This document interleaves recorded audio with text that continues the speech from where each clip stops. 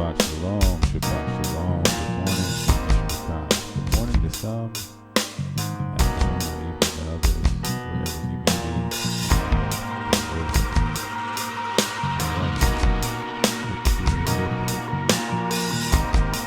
On another Shabbat,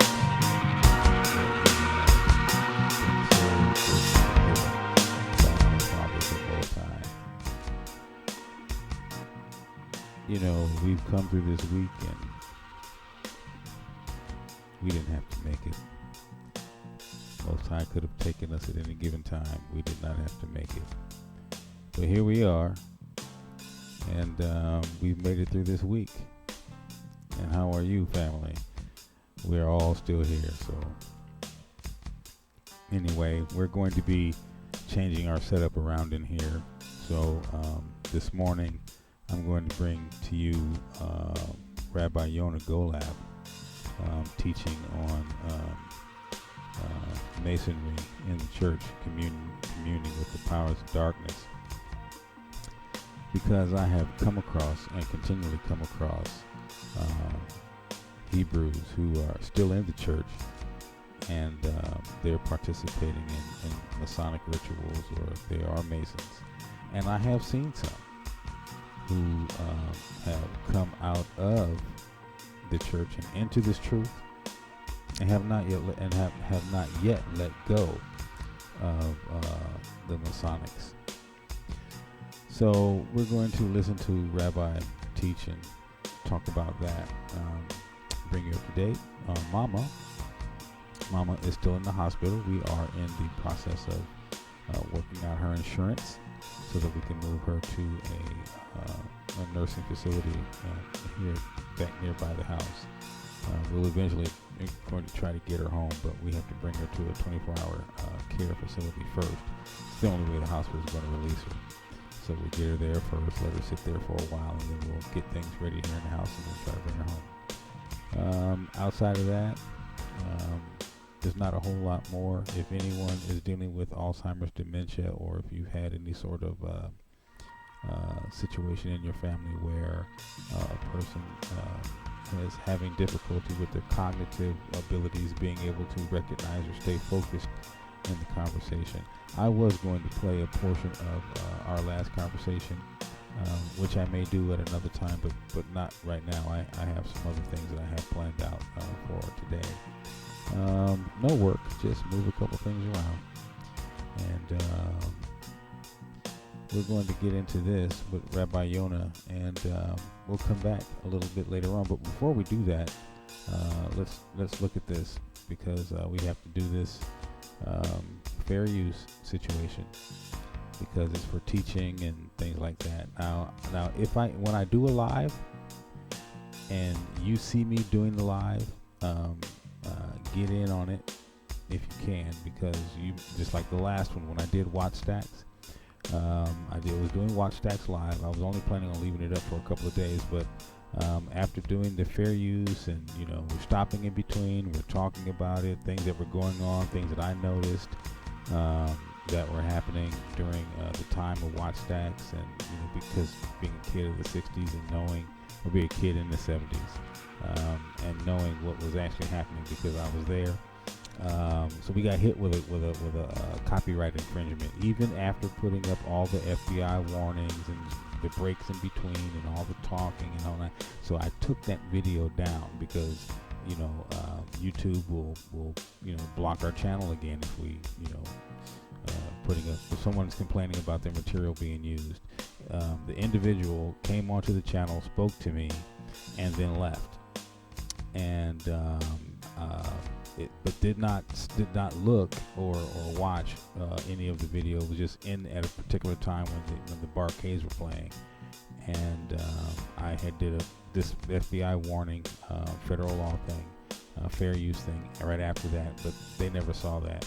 So they put the block on, and I took the video down because I'm not playing with YouTube. I'm still looking for an embeddable player to put on the website. Once I find an embeddable player that I can put on the website, I will not be loading anything on YouTube any longer. I'll be loading it over there. That way, no one can say anything about what I put over there. And that's been our struggle. It is very expensive for these applications to be created and made and maintained. Fortunately, I have a couple of people that work with me that help me with the things that I do, but some of the other things are, the softwares that you need are extremely expensive. Embeddable players, personal players can be extremely expensive, and they'll make them for you, but they'll put a watermark on it, and they'll want, anywhere up to $1,000 to get that watermark off. So we're looking, and we'll continue. But in the meantime and in between time, we're going to move along, and we got fair use going here. And that's why I'm leaving it there for a while, so that whoever comes on will be able to see it. And we'll go over here, and we'll get in with Pastor Yona and his guys as they move forward. So this is Masonry in the church with Pastor Rabbi Yona Golab, and we're going to let him bring this word and this teaching. We need this. Even when we come into this truth. A lot of us come into this truth from Christianity, and my whole thing is to speak to those of us who've come here from Christianity. A lot of people have been in this truth for some years, and others are just now coming over. But for those of us who are coming over from Christianity and we weren't brought up in it or raised in it, there's a whole lot of baggage that we have to let go of, because we've been taught some things that have absolutely nothing to do with this word in these scriptures. So let's get into this right here with Rabbi, and we'll just move right along. I want to thank you guys for hanging out. I am going to break away and let this go, and we'll talk to you later. Communion with darkness, as the picture depicts, it's all about having that mixture which is not appropriate when it comes to the kingdom of the Lord. You'll find that on this issue, the subject is about religion per se. Okay, those who call themselves the children of God having that form, and then they're going out into some other things that is not right. So we'll look at some examples here.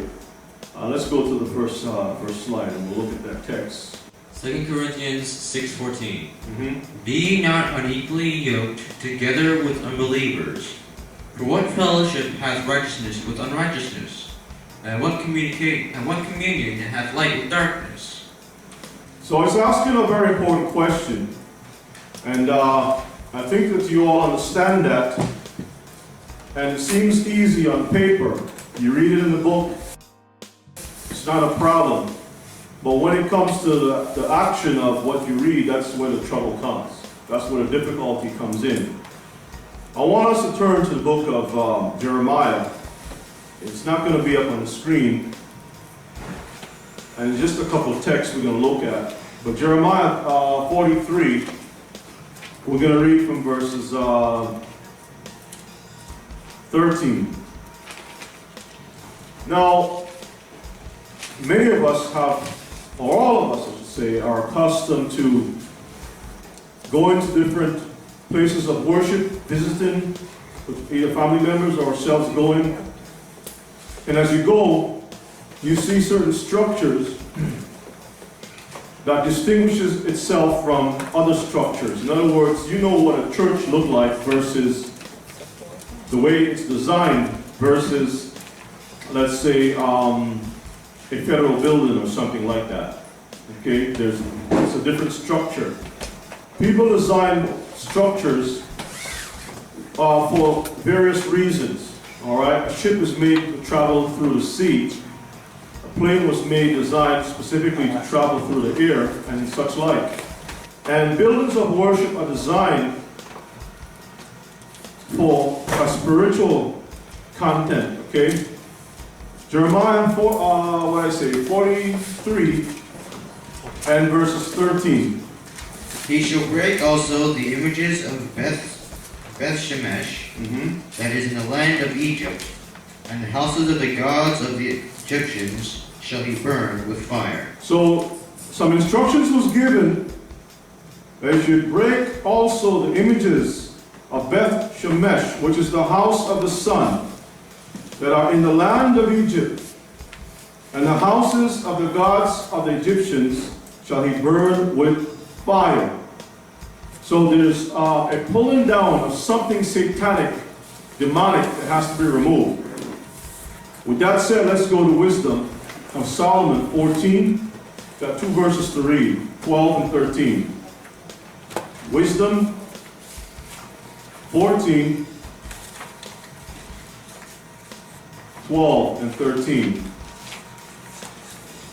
For the devising of idols was the beginning of spiritual fornication, and the invention of them the corruption of life.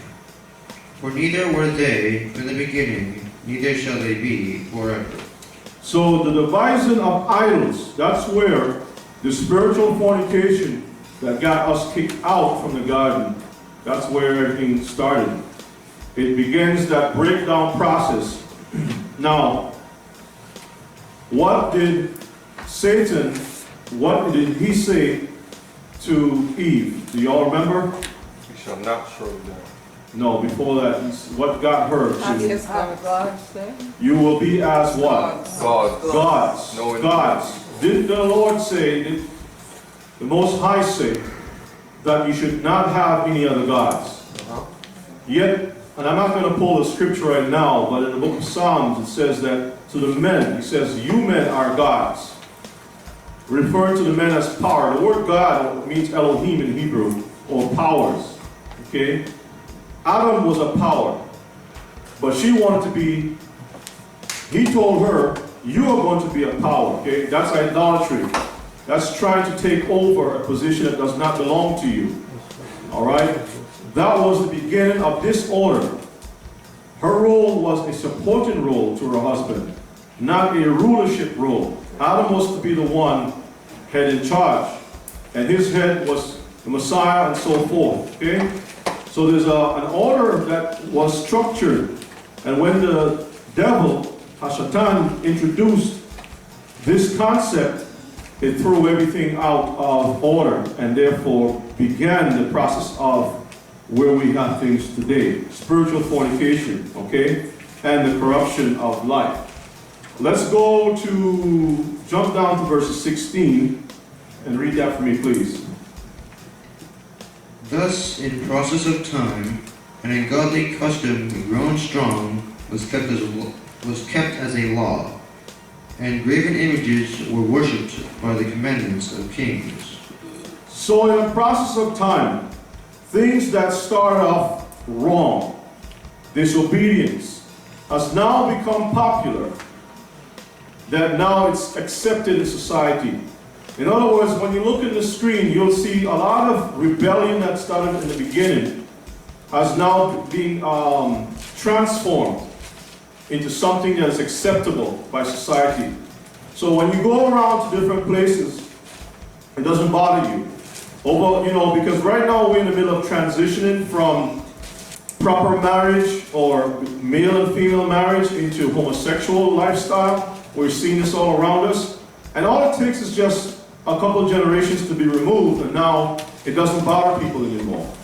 And that's where we are, all right? So it says, in the process of time, an ungodly custom, ungodly against God, grown strong was kept as a law. So you have people instituting the rights to do sin and making that acceptable. Now people are going along with it, okay? Let's take one more text. I'm going to show you all some interesting things. Leviticus, Vayikra 26 and 1.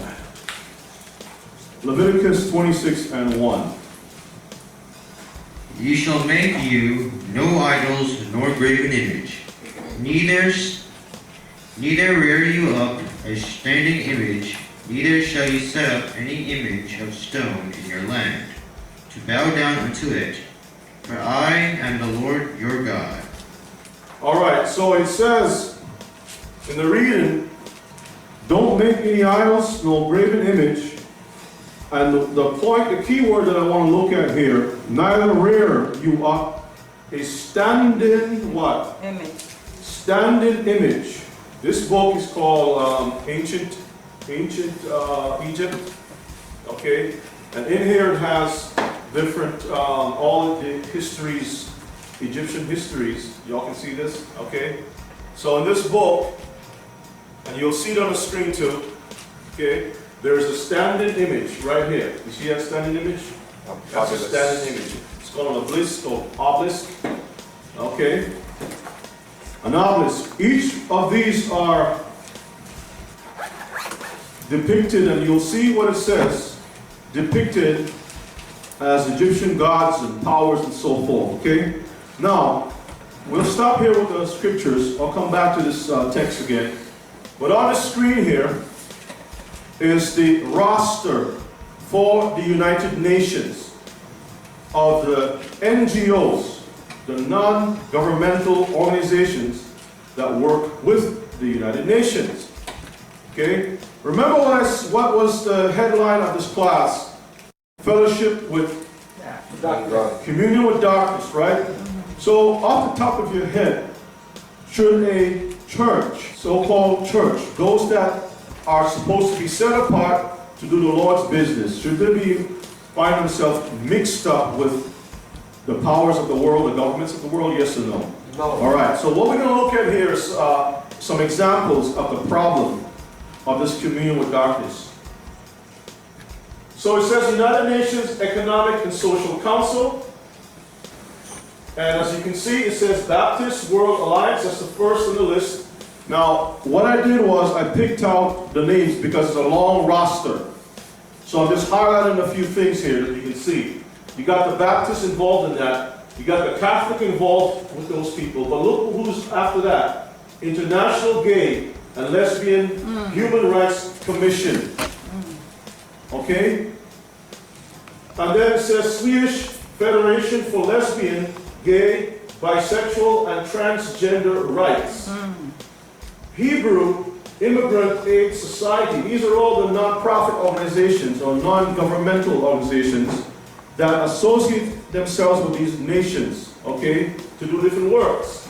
Commission of the Churches on International Affairs of the World Council of Churches, Federation of Kohoja, H.I.L Asheri Muslim Communities, World Federation of Methodists and United Church Women, World Alliance of Reformed Churches. Let's go to the next slide. So I'm giving you a little flavor. Now go back for 1 second. The one that says International Gay and Lesbian Human Rights Commission, you see that they're below the Baptist organization. All of these organizations are working under one umbrella of the world system. And the scripture says that we should not have any fellowship with darkness. Over here, this is their website. And on their website, these are the list of companies that sponsor the Lesbian Gay Human Rights Organization. You have Levi Jeans, Levi Strauss, IBM, and a whole list of other companies that put their monies to finance these homosexual, these sodomite agenda throughout the world. So you have church organizations working along with these other organizations that have different interests.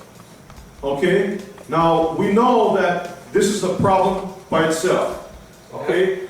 Basically, when we go out and we spend our money on Levi jeans, part of the money that you spent for those jeans are going to support these types of businesses, organizations that are there to destroy or against the Word of God. That's why we always have to have the knowledge to know where we put our money. Let's go to the next slide. Amen. The Hebrew organization that you saw, Hebrew immigrants. Now it says Hebrew, but let's see what they support, okay? It's an NGO, it's a Hebrew organization, and they provide a haven to LGBTI refugees.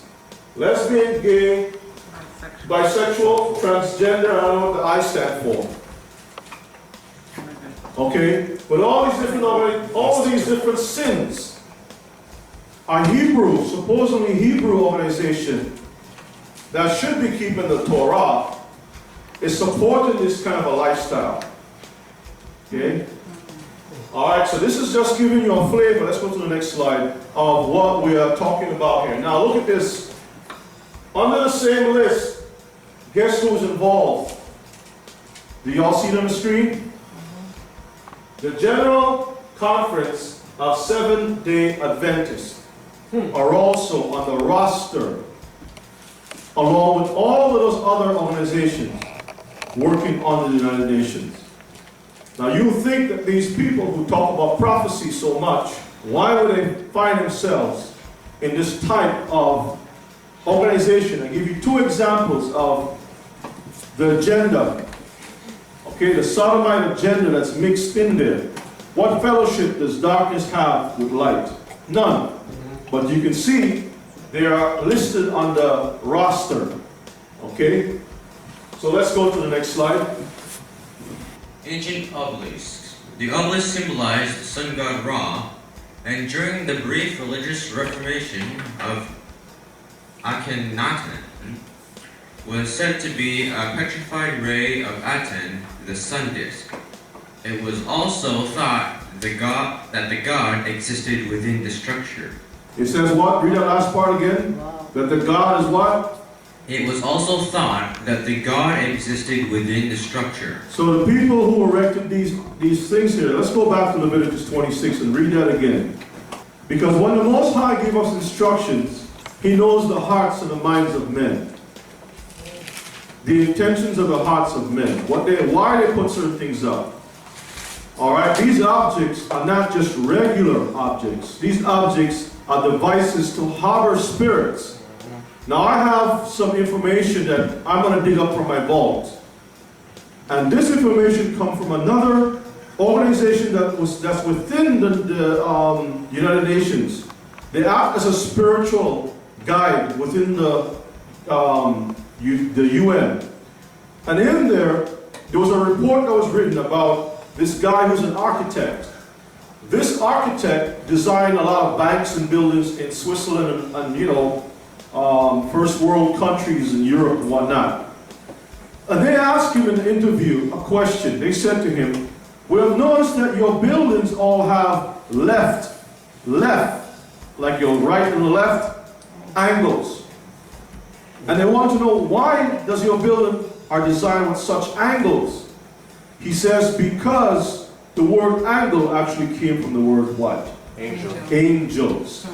So when I design it this way, it is to harbor, he says, and I'll get the book, the information, to harbor certain energies. So we'll call that new word feng shui. Energies. So when you walk into a room, you know, sometimes you feel like you're here on your back, like they say. You just feel queasy about this place, like something don't feel right. And you just stay away from it. Because you don't know why this is happening to you, but the people who design these structures, they know what it's all about. They have a certain goal. You understand that? So, if righteousness or right ruling is with God, an angle means angels, you would say that the right angles is dealing with righteousness, right? What's the opposite of right? Left. And what is the opposite of right angels? Fallen angels, you see? So when he designed the building, it's there to attract. Why do they have haunted houses and all these different things? We'll get into that with our teaching on Halloween. I'll do one of those in a couple of weeks, okay? So read 26 and 1 for me, please. You shall make you no idols, nor graven image, neither rear you up a standing image, neither shall ye set up any image of stone in your land, to bow down unto it, for I am the Lord your God. Now read the last part of that on the screen. It was also thought that the God existed within the structure. So when you raise these things up, they look at this as a God. You understand that? Now let's go to the next slide. And now that symbol that you saw there is, go back a second. What you look at here, the Egyptians also look at this as reincarnation power, because this is a symbol of the male penis. Okay? By the cultures. Alright? So let's go to the next slide. Read that for me too.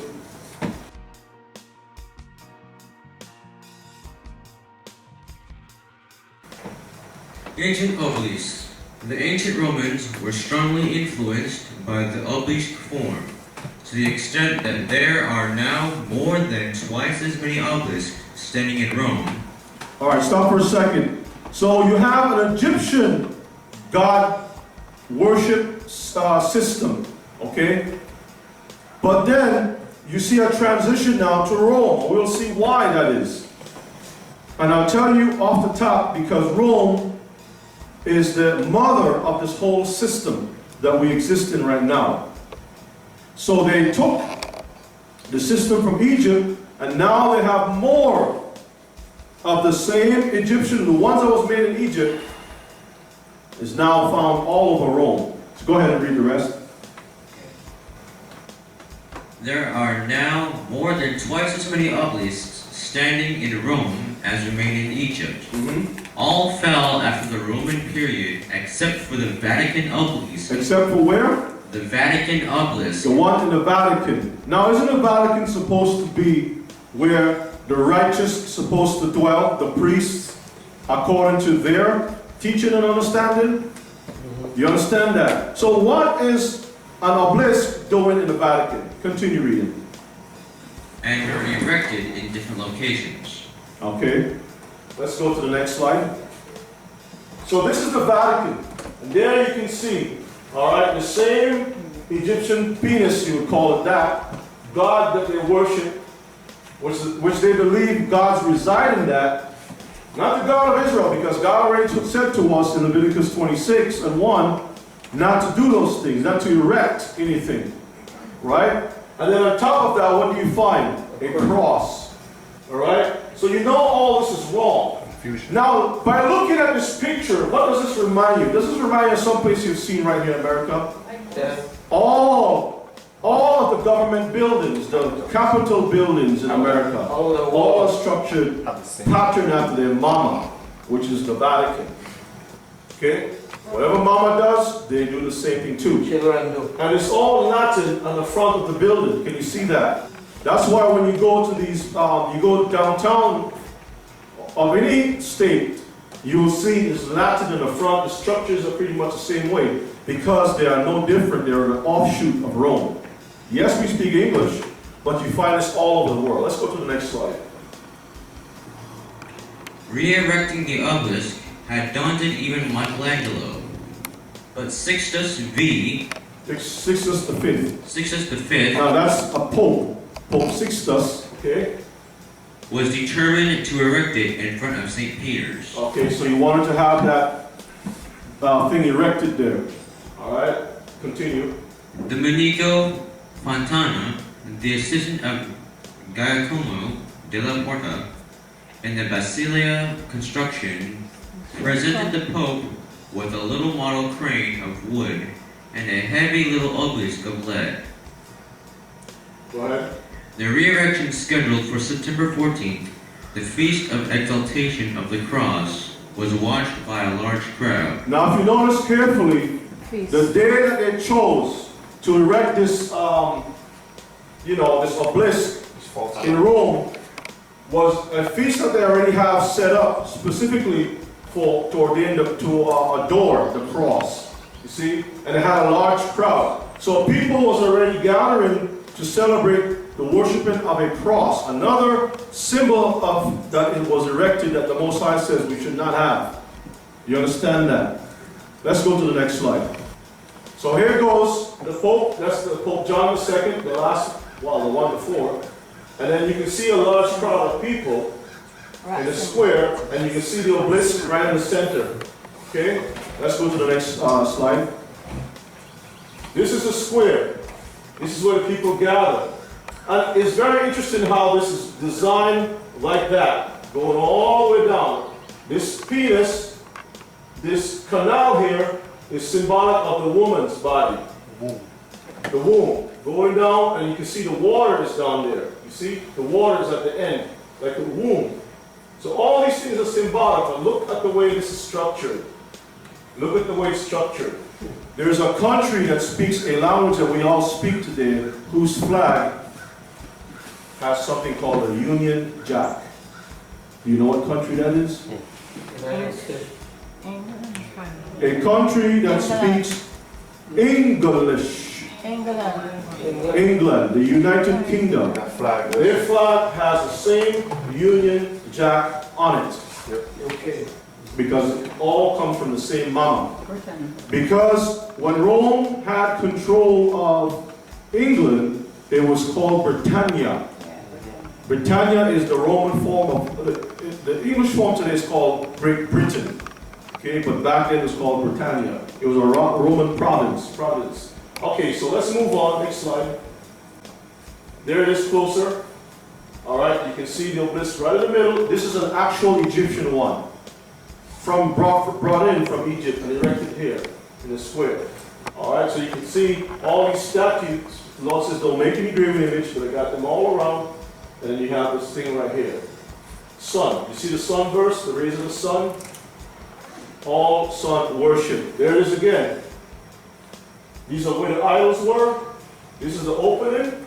See, that's closed. This is facing that way, and this is the canal that goes down goes to the water. All right, but this is the top view of that. See, everything is designed for a reason.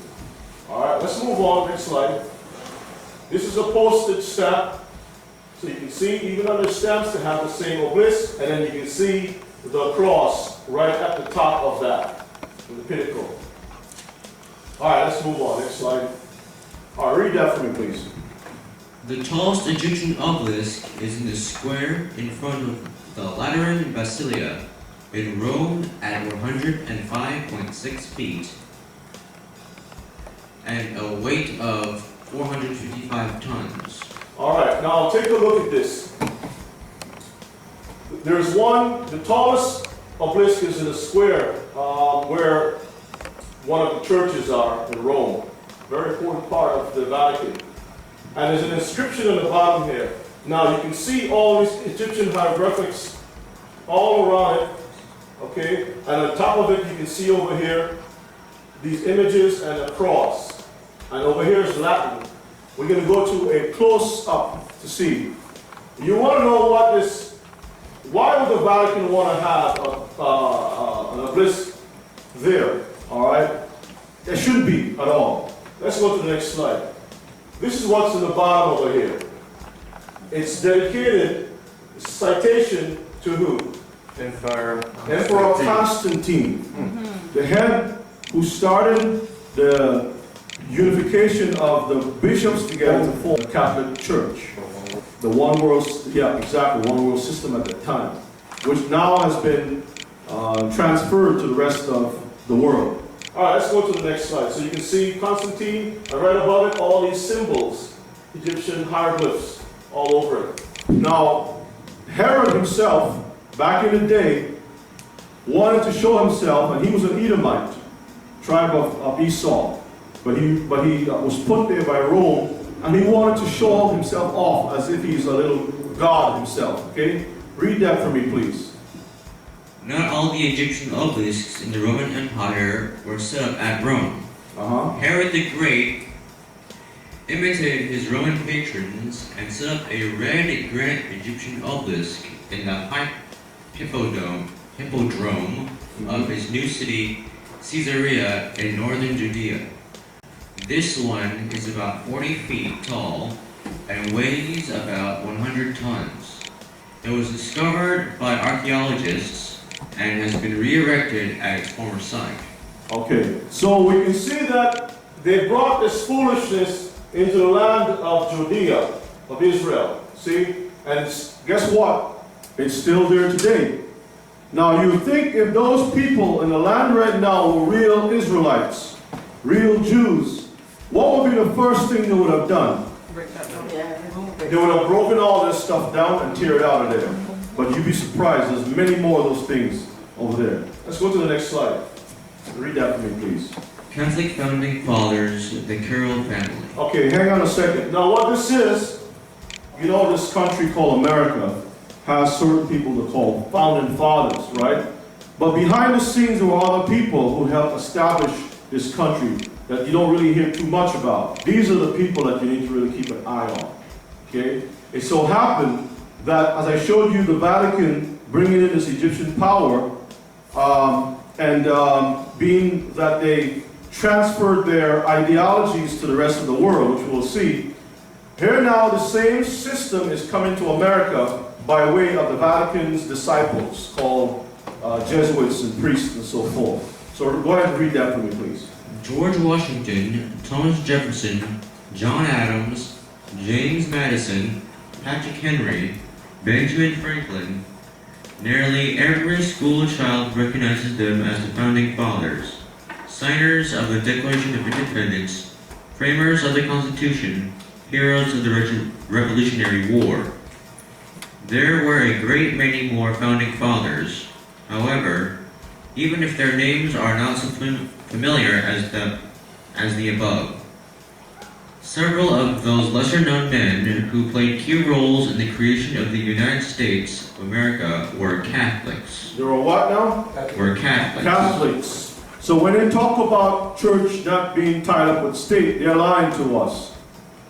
Because we can see clearly that America, the creation, the key roles, there were Catholics involved, okay, to get their system in play. Let's go to the next slide.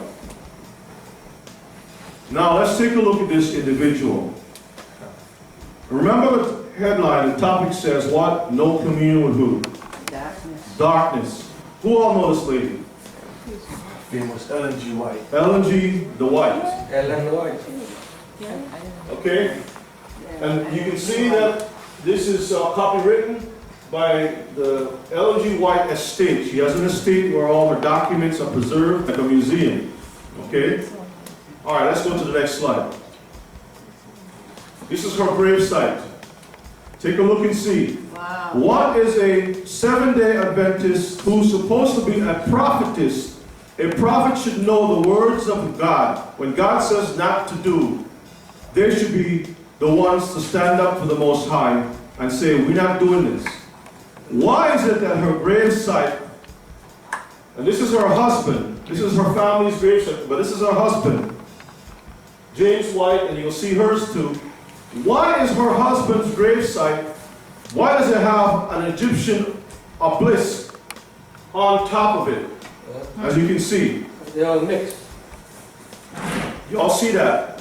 So the Seventh-day Adventists, they know about this stuff, and you'll see this in the report. They know all this stuff, and they would cover all that up because they want to keep that money coming in. Go to the next slide. This is another view of the gravesite, and you can see that it's not something fake, it's an obelisk. And you can see Ellen G. White Estate. It's in a square like that. In a square. It's Masonic. All right? It's Masonic. Let's go to the next slide. These are the people gathered around to honor at the gravesite. See, it's an Egyptian obelisk, just like the one that we saw in the Vatican. You see that? All right, let's go to the next one. There's Ellen G. White. Oh, Ellen G. White. That's her name on there, and that's hers. So, the people that put these things together know exactly what they're dealing with. They have a certain connection with darkness. Let's go on to the next slide. Ellen G. White, James White. So you know that we're not showing you foolishness. Now, if you look in the left corner, you can see it says White, and you can see that's Ellen G. White's marker for the graves. Okay? Next slide. Now, this here, can you see it, Adam?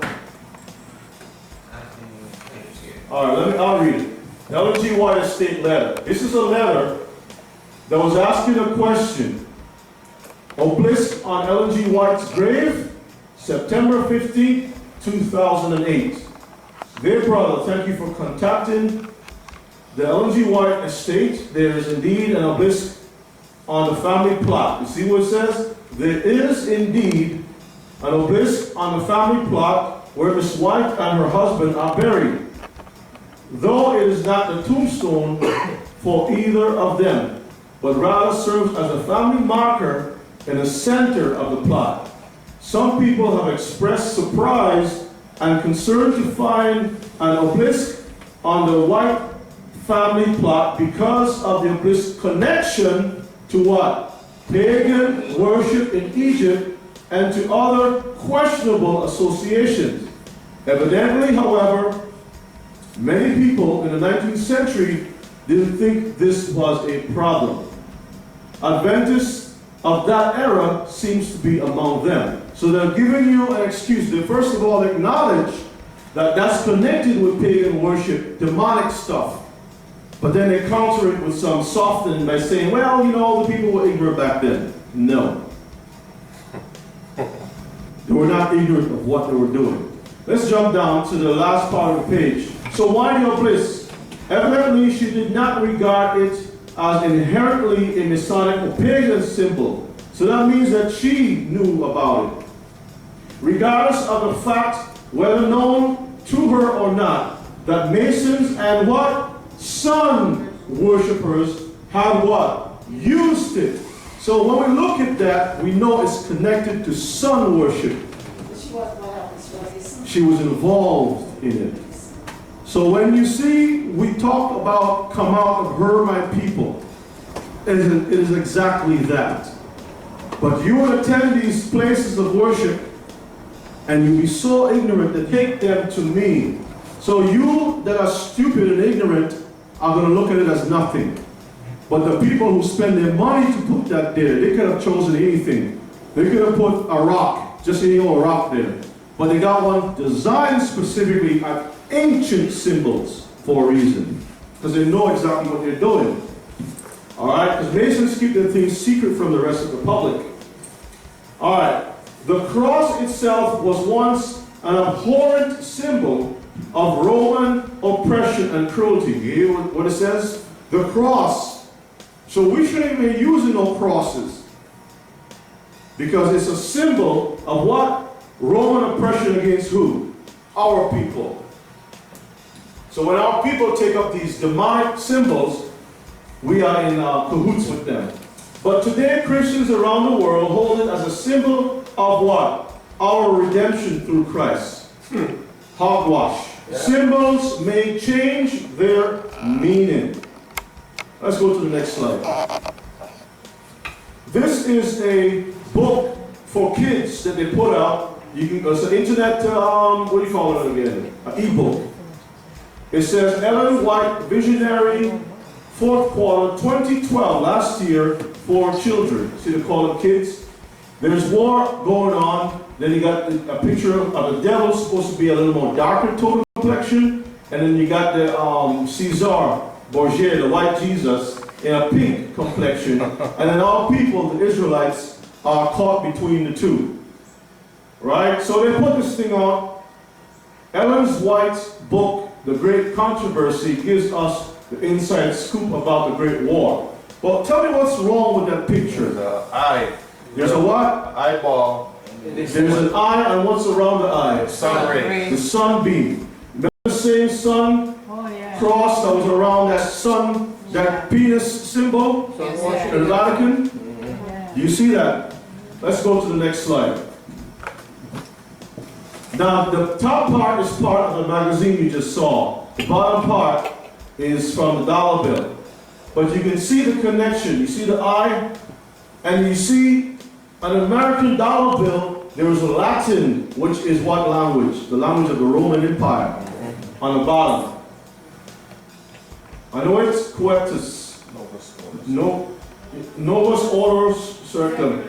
The New World Order, right on the bottom. And then you see this Egyptian pyramid of slavery and bondage, but then there's an eye, all-seeing eye, right to the top, with the same glow around it, just like Ellen G. White's books.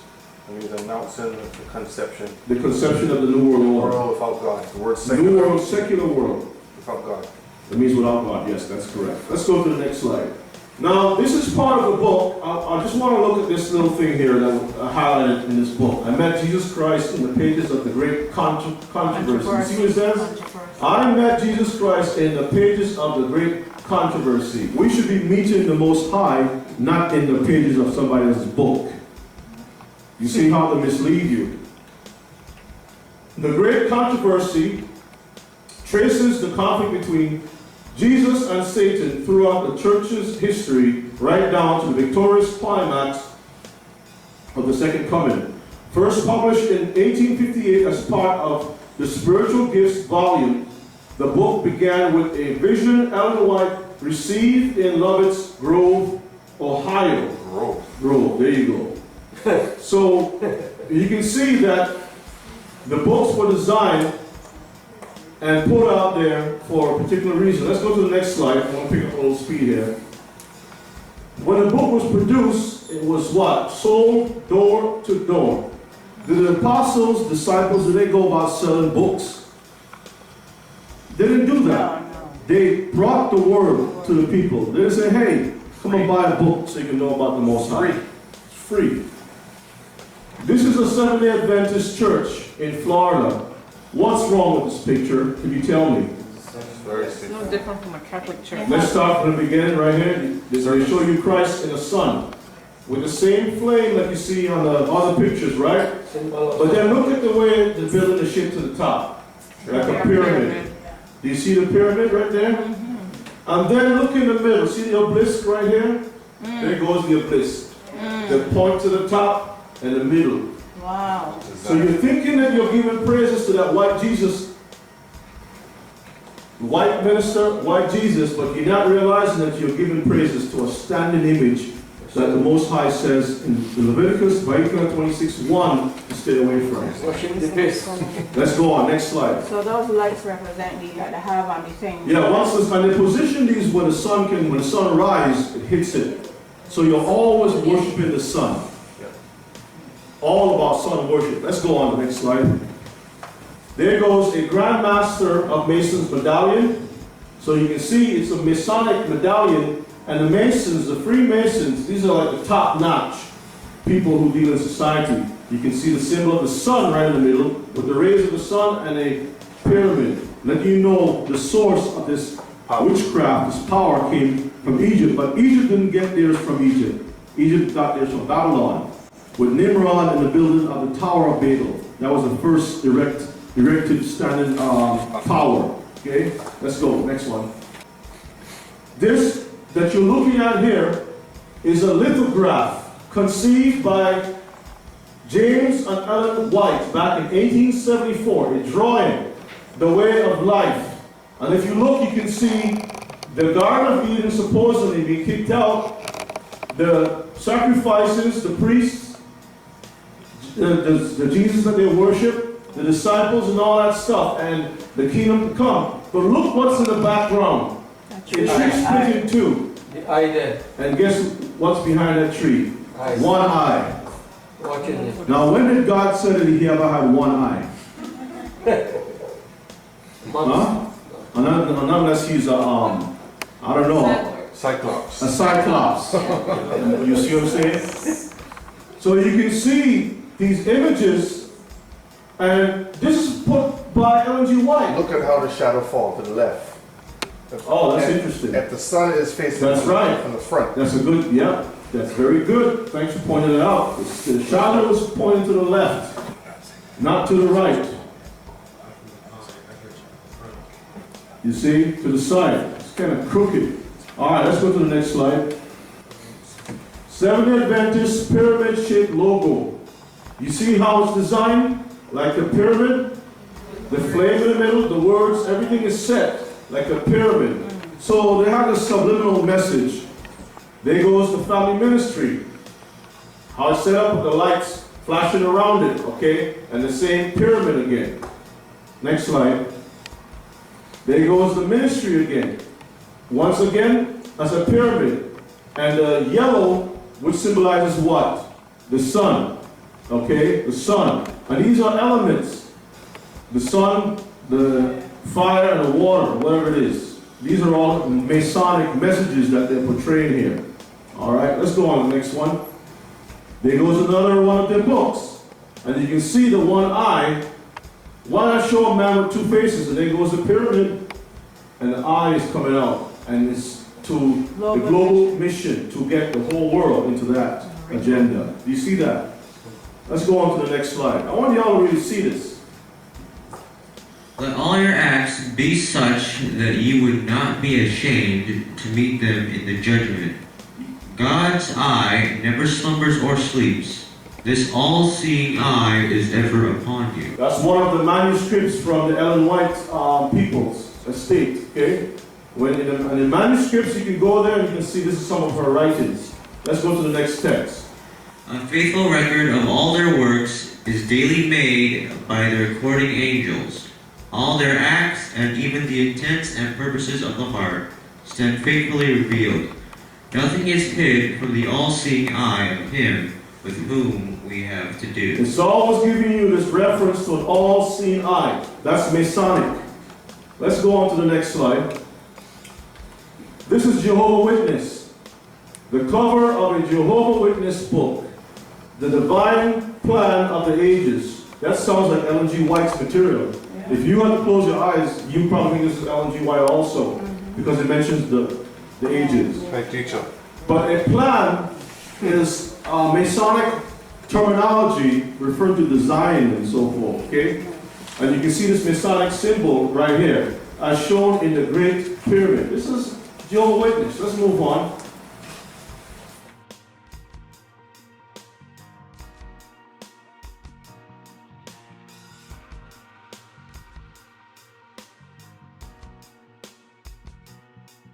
This is the tomb of Charles T. Russell, who was the founder of the Jehovah's Witness. This is his tomb. So we saw Ellen G. White with a pyramid and the obelisk.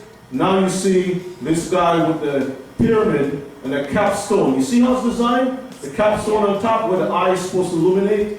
But look right here. You see that? With the cross and this crown, and you're thinking, oh, that's Jesus. He must have loved Jesus. All right? Let's go on to the next slide. This is the Jehovah's Witness watchtower. Over on the left is a Masonic symbol for the Masonic order. That's a Masonic order symbol.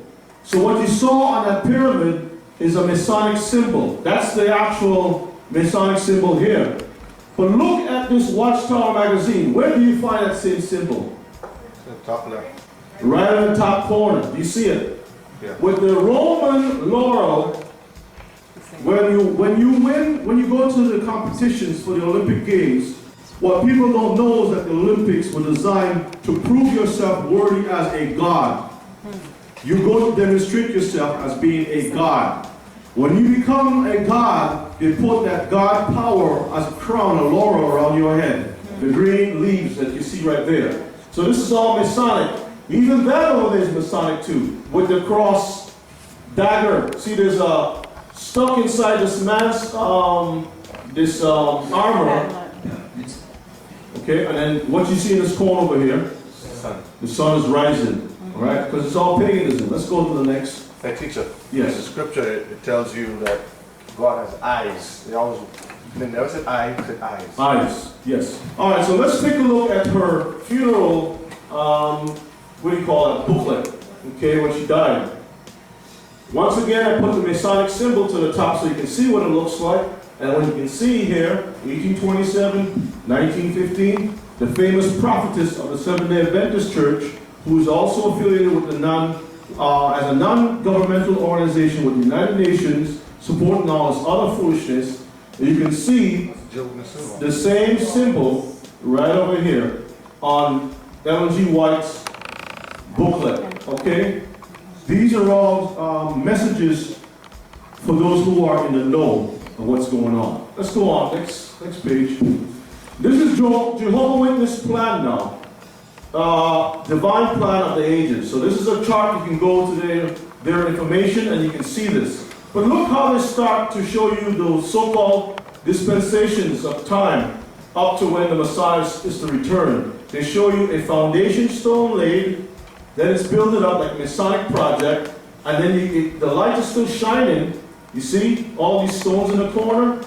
These are supposed to represent God. That's what they're saying. And then it's built until finally it's completed as a new world order. Right over here. You see that? It's built, it's moved, and then finally it's capped. So they're connecting all the witchcraft of Egypt right into religion, and our people are trapped in these systems thinking that this is the right way. They don't know what they're worshiping. You see? Let's go to the next slide. This is the Mormons, the Latter-day Saints, the morons in Utah. This is on top of their museum, Church History Museum of the Morons. And if you look over at the top, you can see the same eye, but then you see a Christian symbol, and you see another Luciferian or Masonic symbol right here. It's the phoenix. America's eagle is actually the phoenix rising from the ashes. And phoenix is a very powerful Masonic symbol. Thank you, symbol. Let's go to the next slide. So there goes, now this is in a temple of their church. And you can see the eye with the light, with the rays of beams around it too. All right. Next slide. There it is again.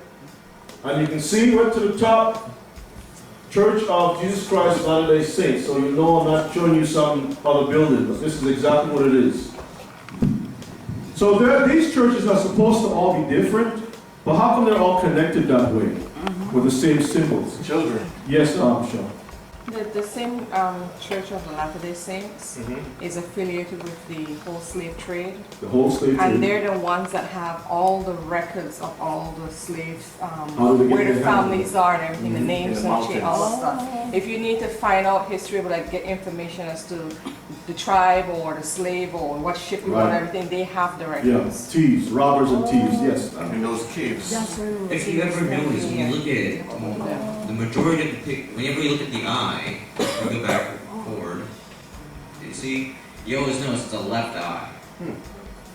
The way the eyebrow is, Right. and the way the shadow is, it's actually a left eye. That's a good point that you brought up because it goes back to what I said about the left angles.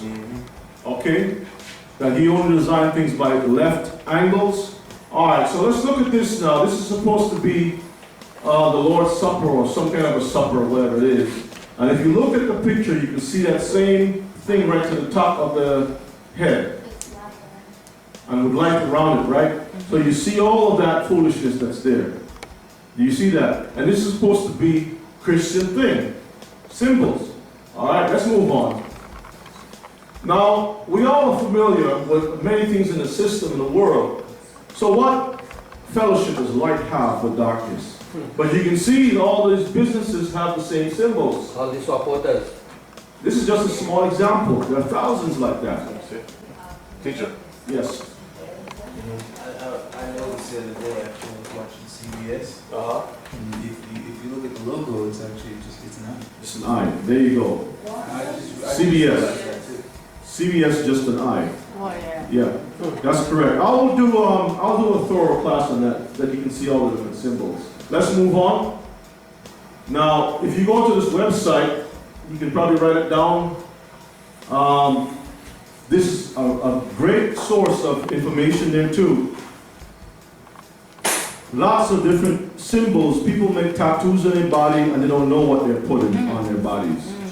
And usually these things are talismans or doorways for spirits to be attracted to. It's like a sign, an entrance. If I see a sign that says male bathroom, that attracts me to go there to use it. If I see a female and I know I don't go in the female bathroom, it's a sign to let me know I should stay away from that. So when you put these things on your body, what happens is that it tells certain types of spirits, because there are many different spirits. There's a homosexual spirit, there's a dumb spirit, there's an angry spirit. I mean, there's different spirits. Blind, dumb, lame, you name it. They're all spirits. Confusion and everything. Yes, madness. And so, depends on what you put on your body, it causes a certain demon to go in your body. This is in Germany. In Germany, on a cathedral, right on top of the cathedral, you can see the Latin. Now, Germany is for Germans, but they got Latin on the bottom. And as you can see, the same symbol is there too. See that? Because all of them mixed, all of They're them. all connected. I'm showing you connections. Let's move on. This is in Yangon, Myanmar. That's out in Asia. All right? But you can see the obelisks right there. Ellen G. White has one. Jehovah's Witness have one. The Christian Church have one. The Masons have one. Now, these people, the Muslims out in that area, have one too. Let's move on. Turkey, another Muslim country. They got one too. Egyptian over there. I mean, how many Turks are actually Egyptians? What's the connection? You understand that? So you got buildings called state buildings that looks like the Vatican with obelisks there and so forth, and then you got all these things in these other foreign countries. They're all one body and system. They're all united. You're all united. Next slide. All right, here we go now. This is in Ireland. Big one in Ireland. You see that? And the people come around and socialize around it, around that male genitals there. Let's go to the next one. This is in India, in Delhi, India. Another pyramid in India. All right, let's go to the next slide. Argentina. Argentina has their own too. You see it there? I'm just giving you some fragments. It's all over the entire world. Next slide. This is the first drawing of the Washington Monument when it was put together a proposal back in 1800. This is what it looked like. All right. The Roman columns ran around it like in Rome. Okay. So Rome, showing the power of Egypt, they're all connected. And you know what is interesting too? Was that when we study the scriptures, we know that we are the Israelites who were brought into captivity under this whole system. And it's also a reference, or inference, however you want to look at it, to show that there will be a second deliverance from Egypt again. This is only just telling us that, giving us a little clue. Let's go to the next slide. Let's see what's inside of this monument that you call the Washington Monument. Read for me, Adam, please. On the interior of the monument are 193 commemorative stones, donated by numerous governments and organizations from all over the world. So governments and organizations from all over the world have put something in there. Go ahead. A stone at the 240-foot level of the monument is inscribed in Welsh. Welsh. You can skip the Welsh language and go down to the stone. The stone, imported from Wales, was donated by Welsh citizens of New York. So you got Welsh background people donated a stone. They all put their contribution in there, right? Let's go on. 2 other stones presented by the Sunday schools of the Methodist Episcopal Church. So the church is also involved in putting up that erection. No pun intended. Next. In New York, and from the Shabbat School's children of the Methodist Episcopal Church in Philadelphia, quote the Bible verses Proverbs 10:7, Proverbs 22:6, and Luke 7:6. All right, just jump down to the bottom here. Another inscription, this one sent by the Ottoman government, combines the works of 2 eminent calligraphers. What you see here is that a Turk, all right, this Muslim also got involved. So in other words, you have a melting pot of sin. What fellowship does light have to do with darkness? Let's move on. This is in St. Petersburg in Russia. This is a statue of Zeus. Statue of Zeus, right? You find an eagle on the side, which is all connected. The symbol of the world in his hand with a little demon angel on top of it. That's the same thing the Mormons have in the church. You see that before, huh? The only thing I have is they have a horn. It looks the same thing like that with a horn in its mouth. Okay. But you can see how he has the Roman toga on him and he has a staff in his hand. This is in St. Petersburg. Okay, let's go on to the next slide. This is a statue of Washington in the Smithsonian. Look at the two. Look at that. He's dressed the same way with his hand extended, but his fingers, everything there is connected, Masonic. Do you see that? All right, let's move on to the next slide. This is the deity that the people in the Masonic world deal with magic and whatnot. This is the drawing that they put out there of what the devil is depicted as. He's depicted as a what do you call that? Hermaphrodite. Hermaphrodite. Here you go. half man, half woman. If you look at where his genitals are supposed to be, it has a serpent in the place of it, like the serpent that you find on an ambulance, medical symbol. You see? So the staff is his loins up, and there's like a snake around it. And he's both male and female, because the breast and so forth. Look how the hands are, light and darkness, the horns, the demonic goat head. He's an angel. All the connections, all these different things. Now, if you look, you can see the hand is pointed in the same way, the same manner of George Washington. Do you see the connection between the two? Any of you all here can see the connection by looking at it. Clothed the same way. Clothed the same way. Half naked, hands up in the same position. So you know when you talk about, oh, this is the fallen father. I know this is the fallen devil. The background in the other one is dark, and you have the moon there for dark. He's placed in a dark room, and the moon on that there represents darkness. The arm signifies where the arm is. They have the, what is this, like a cape. It still signifies wings. Wings, that's true, very true, that's true. This is the Georgetown University seal. You see the eagle? That's actually the same phoenix. Cross in their hand, world in their hand. The shield, Latin. Okay, let's go on. That symbol above the bird head, that's like the Vatican. It's a heart. It's a leader. That's like that. That's the Egyptian thing also. Remember the Vatican had the same thing, shape, with the pyramid right in the middle, pointing to the canal going up. This is in here also.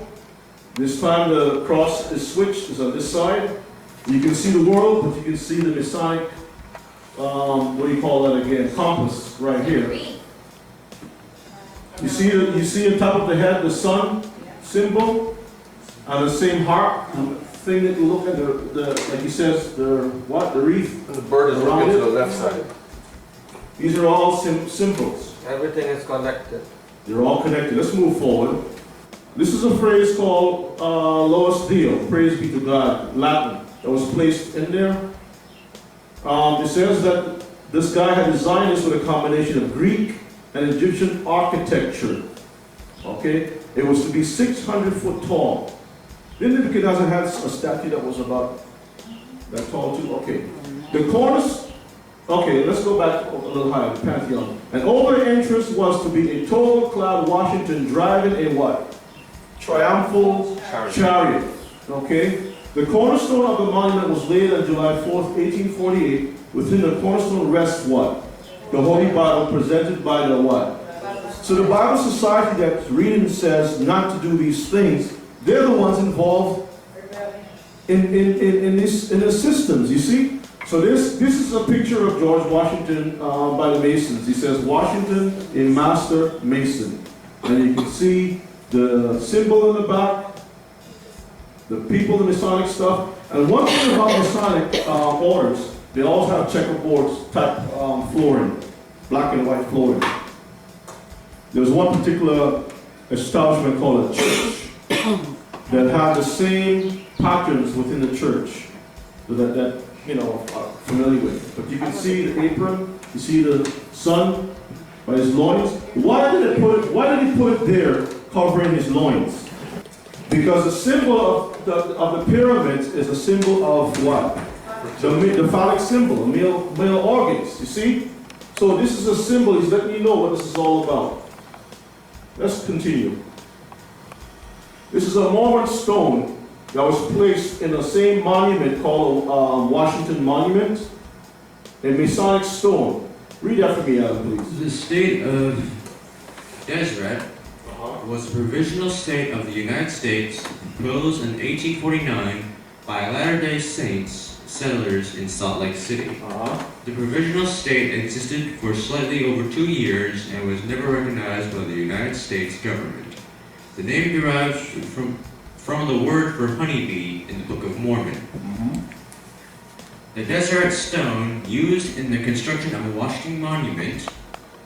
The stone was donated by the territory in 1853 to represent the provisional state. All right, so the Mormons is also involved And these are supposed to be separate churches away from governments. This is a diagram that showed all the tall buildings back in 1884. This actually gives you a good overview of all the buildings. You can see how the architecture are pretty much the same. All these countries around the world listed on the bottom here, you can see all the different obelisks all over the place. But then look at the steeples. A steeple is nothing more than an obelisk, the same obelisk on top of churches and buildings all over the world. And the buildings are built like pyramids. And the Vatican and all these states all over the world have the same shapes because it's all connected. But the Washington Monument back then was the tallest one in the world. So they say, well, I'm the one with the biggest. And that means that I'm the one that's in charge. And everyone else is below me. This is going to show you some things of interest. I want y'all to see this. The apotheosis of Washington is the fresco painted by Italian artist Constantino Brumidi in 1865 and visible through the oculus of the dome in the rotunda of the United States Capitol building. The United States Capitol building. This is what you will find. Let's go to the next slide. This is the painting that the guy did. It's so-called Pantheon. All these stars around, all these different pictures of people, and George Washington is sitting like he's the Most High, right in the middle, right here. There goes George Washington right there. The same Mason. And you have these people, these angels right around him. And if you look at the way it's shaped here, it's shaped like the same eye-type design. Do you see that? And he's doing the same thing. The same thing with his hand, but different. Because these are messages. They have meaning. They know what they're saying. Alright? Let's go to the next one. That's it close up. Sword in the hand, and all these. Now, you see what this lady's holding here? This picture of this woman? You see there's a red cap on her head? That red cap represents a free person, not a slave. Of course, the white people are not slaves anyway. And this is, it's called, I think it's Fasai or Fakai. I'm trying to remember the right. What, the weapon? The sticks, yes. It's used by the Senate. The Senate usually has it to show a sign of power. Yeah. And it's a bundle of sticks tied together with a weapon. It's a seal of authority by the Roman Senate. So this is a Roman practice that's put together. The Senate comes from Rome. Our government is an offshoot of the Roman Empire. So move. Yes, on this picture over there. Let's go. The apotheosis of Washington depicts the George Washington sitting amongst the heavens in an exultant manner. Washington, the first U.S. President and Commander-in-Chief of the Continental Army during the American Revolutionary War, is allegorically represented, surrounded by figures from classical mythology. Take your time. He is represented, he is portrayed symbolically as one of the figures, surrounded by figures from classical mythology. So this whole thing is set up like back in ancient Rome and Greece. You understand that? All right, let's continue. He's draped in purple. Washington is draped in purple, a royal color, with a rainbow arch at his feet. Flanked by the goddess Victoria, draped in green, using a horn, to his left, and the goddess Liberty to his right. Liberty wears a red figurine cap, symbolizing emancipation from a Roman tradition, where sons leaving the home and or slaves being emancipated would be given a red cap. She holds the faces in her right hand and an open book in the other. All right, continue. Forming a circle between liberty and victory are 13 maidens, each with a star above her head, representing the original 13 colonies. Several of the maidens have their backs turned to Washington, said to represent the colonies that had seceded from the Union at the time of. All right, jump down to where it says surrounding. We don't read all that. Just go down to surrounding. Surrounding Washington, the two goddesses and the 13 maidens So you got goddesses and 13 maidens. Are 6 scenes lining the perimeter, each representing a national concept allegorically. When directly below Washington in the center and moving clockwise, war, science, marine, commerce, mechanics, and agriculture. All right, let's move on to the next slide. So these are the scenes that you find here. And it gives you a little bit of information about these scenes. We don't have to read all of that. But you can see war. The first one that is represented is war. Eagle. The eagle, you see? These are the ones that go and enslave people around the world. See the rainbow in the corner over there too? How about a woman with a Bundle of sticks. But it always put a woman, and on top of her head has another eagle with stars around her head. So all these are messages that they're trying, they're subduing all these countries through war. Now we can see that the way America and the way the system of the world is set up, war and science goes hand in hand throughout the whole earth. All the poisoning, the programs that they have, the changing of life on earth, everything that they've done is to mess around with nature or to destroy it. Because science is just destroying, and war does the same thing too. But you can see how they have a goddess of crafts and wisdom.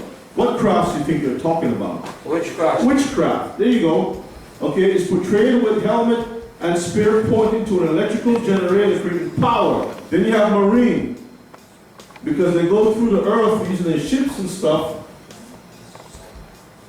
See, ironclad warships with smokestacks in the background. All of these are pagan stuff, but it says, in God we trust. Next slide. Commerce. That's why most of us are in bondage, because they control the money system of the world. Why all the other countries have to put their money against, peg it to American dollars to be successful. Commerce is also tied with the whole thing. And a woman up there again. Yeah, well, this one looks like a gay dude. That's a gay dude. Half naked with the same homosexual wand in his hand. You see that serpent wand? They're not like directly pointed. Yeah, they almost, you see? I'm glad you see that. All right, let's move on to the next slide. Mechanics. You see forging things and designing things. Once again, mechanics. And what are they designing? Weapons of war, all these cannonballs and so forth. You see? Weapons of mass destruction. Let's move on again. Agriculture. All right? Because they control all the food supply throughout the world. Oh, that's on the wheat. The wheat, yes. Corn. You see, so they have all these things to give you messages. Let's move on. This is the guy who painted those pictures. Now, let me just read real quick. He was born in Rome. His father was Greek. All right, let me jump down to the bottom here. He worked for 3 years where? In the Vatican. So the things that he was bringing from where he got his ideas from came from where? The Vatican. That's why when you go to the Vatican, you can see all those frescoes. Michelangelo and all those different sodomites paint those different pictures and stuff up in the walls and whatnot, and call it a church, a place of worship. Let's move on. This is a statue that's by the building in the Senate, I think it is, but it's called Freedom. Okay? But I want you to take a look at this picture. The guy who sculpted this was called Thomas Crawford. Guess where he lived and he worked? In Rome. So everything seems to be connected to one place, doesn't it? Rome, Rome, Rome, Rome. Yes. Plus, if you look at in the new workings of the Lone Ranger, Tonto. That's true. The Lone Ranger, the Indian, he had his, if you have a chance, look at the picture of Tonto, the Indian, Depp, what was his name? Johnny, whatever his name is, Depp. If you look at his headpiece, that's the way it looks. And you can see how this person is with this, an eagle on top of his head. See the beak? It looks like there's two birds. This is Jerusalem, Israel, the Supreme Court. Look and see what you see on top of the Supreme Court for Israel. It's a pyramid. A pyramid. Look at the design. This is the compass the compass of the Masons. You see the compass? Yeah. The circle, the compass, everything the way it's designed. This is like a compass also. But everything is designed for a reason. Let's go on to the next slide.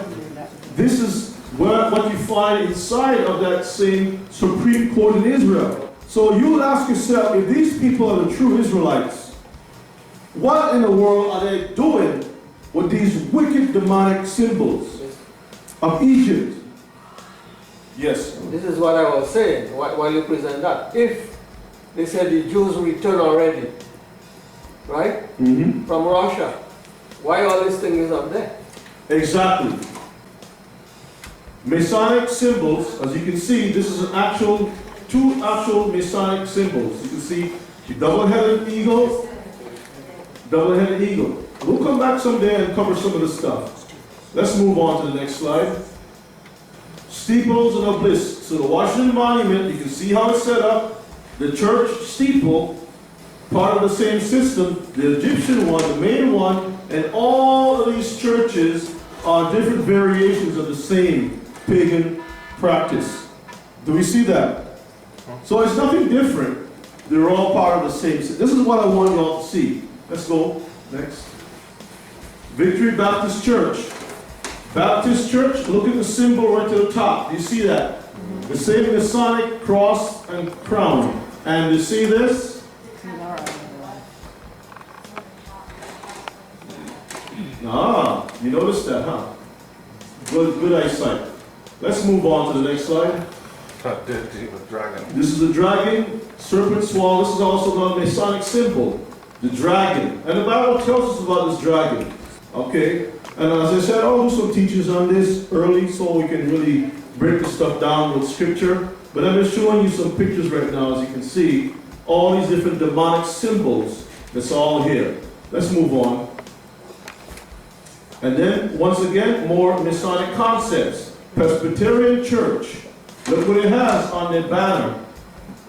You see the symbols? Okay? This is, of course, in the middle is a Masonic symbols that you find here. The United Nations. Look at the head. You can see this is the head. This is the head of the same serpent biting its tail. Right here. And they let you know that that's what it is. And the pyramid. Do you see that? Yeah, everything is connected. Let's go on to the next. We're almost finished. Then you have the Seventh-day Adventist Ministry Magazine. The front cover, August 1990.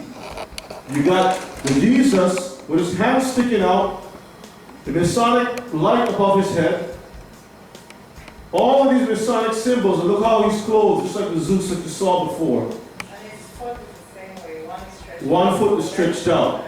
These are all Masonic symbols with the robe and all these different things. You all see that? So people that don't read the Bible and listen to the pastors, they're going to believe that this is okay. Let's move on. Notice how the Christ is holding his right hand up while at the same time he points down with his left hand. Okay? Points down with Three elements. See the circles under his feet? That's the three elements. the three elements. Well, that's true. There you go. Yeah, but he's not really pointing down. He's pointing down, but he's holding also a sickle. Yes. There goes, this is the magician tarot card. Tarot, I don't know if I pronounced it correctly. Witchcraft. And you see the hand is pointing down, one hand up, with all the different symbols.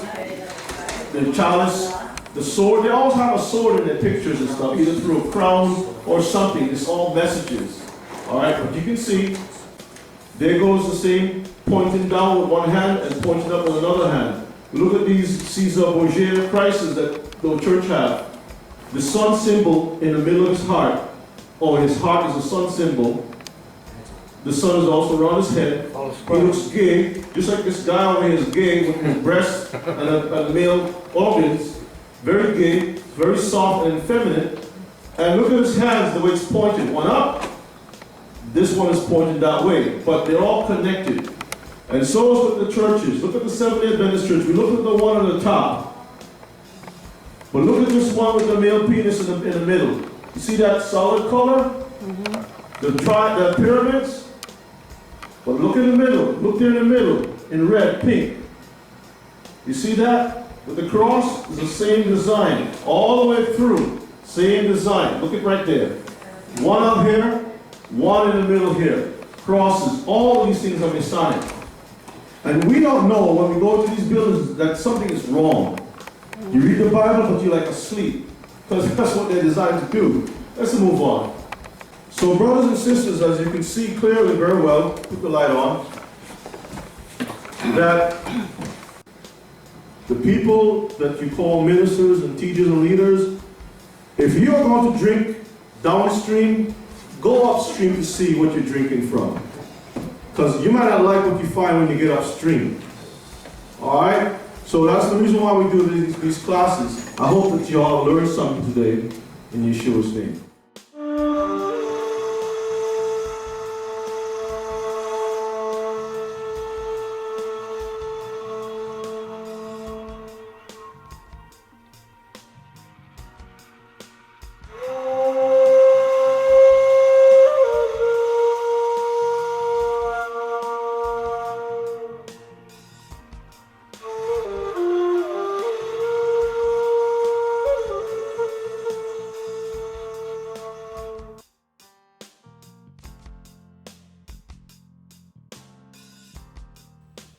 Okay, Mishpacah, there we go. That was Communion with Darkness, Rebbe Yona Golab. I put the link in the bottom of the description so that if you wanted to watch the whole thing and pick up some of his others, you can certainly do so there.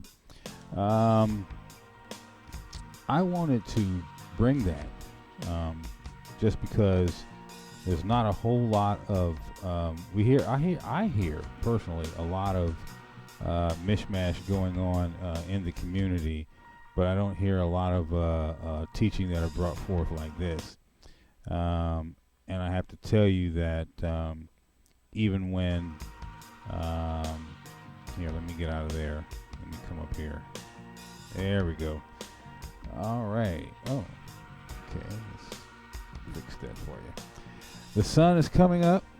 It looks like it's going to be a beautiful day. I am started to switch the production center around here, where we bring our videos and our teaching from, and this is pretty much the heart of the recording center. That I brought it actually in the house because in the wintertime it's a little colder out in the garage, and when Mama was here, I needed to have the garage accessible for her to be able to move about in her little red cart. We'll be able to see when she comes home whether or not she'll be able to move that way. It just may end up being that because I was going to seal the garage up. It's a finished room anyway. It's not a skeleton in there. There's insulation and sheetrock on the walls. It's an actual finished room, and if any of you remember last summer, I was out there doing a lot of work. But I came in because of the winter, and I never really, sealed the door or anything because, Mama would go in and out with her cart. But we may be moving the production out there for recording and the videos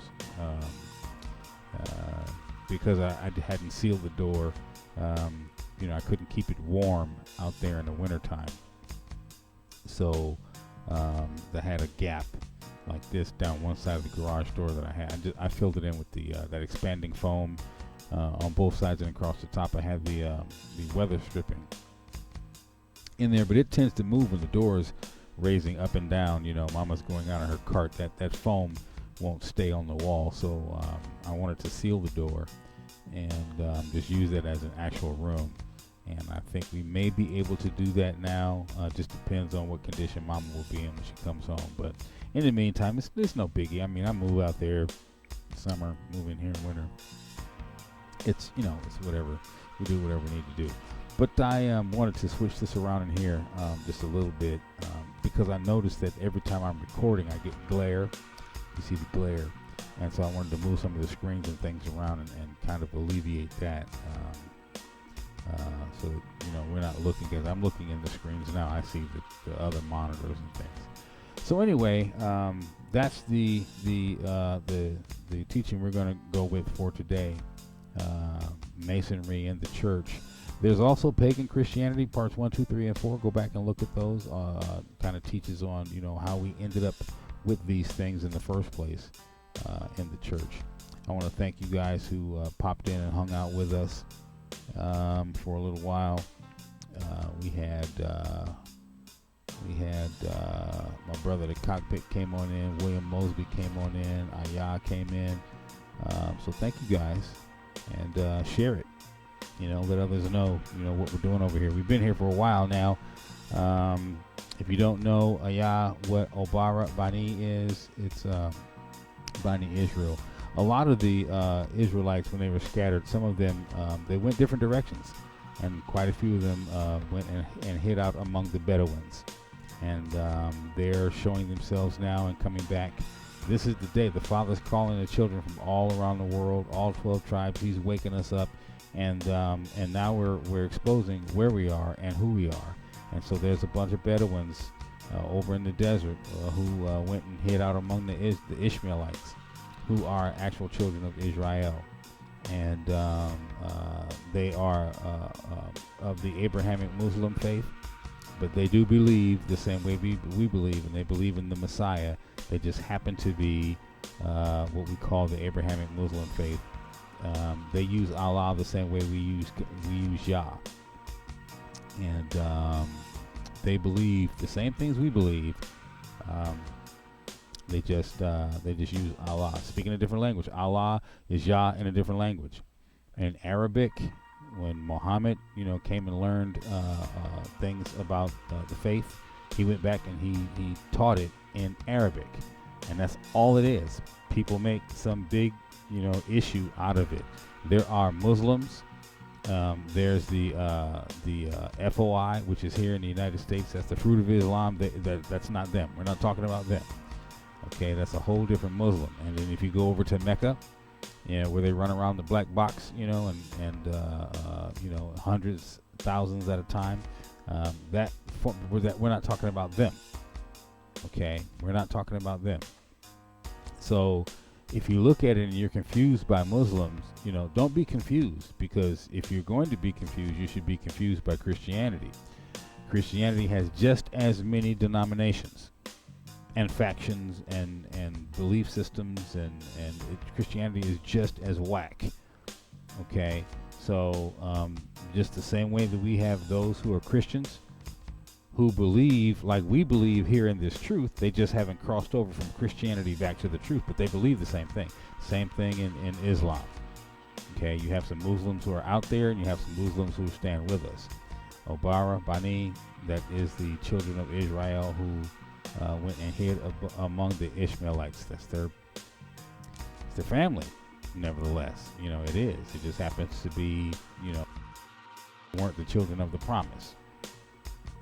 But Abraham did go visit Ishmael. That was his son. He spent lots of time with his son. And the extra biblical books, you can read and find that out. So we're going to move on, family, and we'll be finishing up here. We may come back later on with something else. It is Shabbat.